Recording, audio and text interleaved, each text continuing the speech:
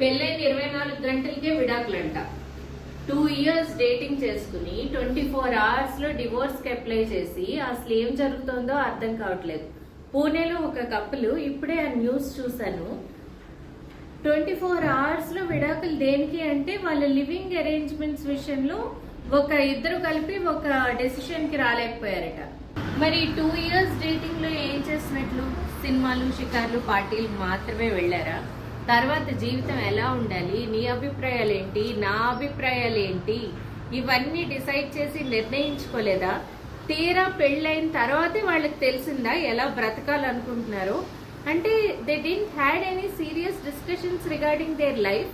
పెళ్ళంటే ఒక బొమ్మలాట అనుకుంటున్నారా? ఇందులో 2 ఫ్యామిలీస్ కూడా ఇన్వాల్వ్ అయ్యి ఉంటాయి కదా. ఇటు పేరెంట్స్ కి అటు పేరెంట్స్ కి అది ఎంత స్ట్రగుల్, ఎంత మానసిక క్షోభ ఉంటుంది. పెళ్ళైన వెంటనే ఎంతో సరదాగా పెళ్లికి అన్ని అరేంజ్మెంట్స్ చేసుకుంటారు.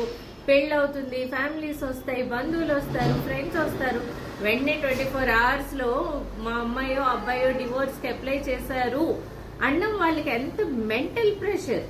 సో అక్కడ ప్రాబ్లం ఏంటి? ప్రాబ్లం పెద్దదేమీ లేదు. వాళ్ళు ఏమంటున్నారు, లివింగ్ అరేంజ్మెంట్స్ లో కామన్ కాన్సెన్సస్ కి రాలేకపోయాము అని.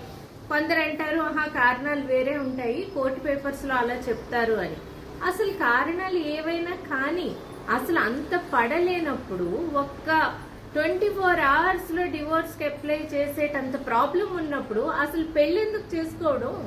ముందే డేటింగ్ లోనే నీకు నాకు కుదరదు అని విడిపోవచ్చు కదా. ఇది what is it that they want to say? వాళ్ళ స్వార్థమే తప్ప ఇంకెవరి గురించి ఆలోచించట్లేదా ఇందులో?